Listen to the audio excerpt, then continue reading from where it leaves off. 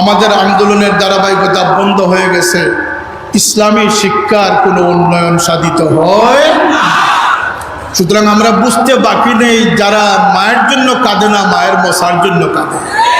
তো মানে কোন সুদকুর বসে আছেন, কোন মহা দায়িত্বশীল বসে আছেন, সেটা আমাদের দেখার বাবার সময় নেই। আমরা আল্লাহর সৈনিক, আল্লাহ ইন্না হিজবাল্লাহি হুমুল গালিবুন।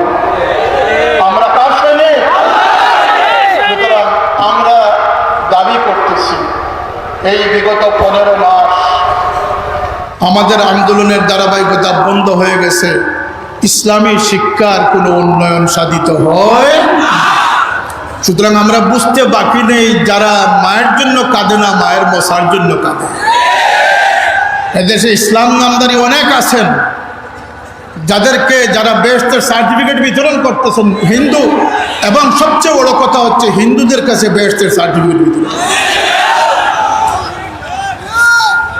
আউলিয়া কেরামের আবাদকৃত এই দেশ, শাহজালাল খানজাহান শাহ মাখদুমের দেশ, ফুলতলি সাহেবের বাংলাদেশ।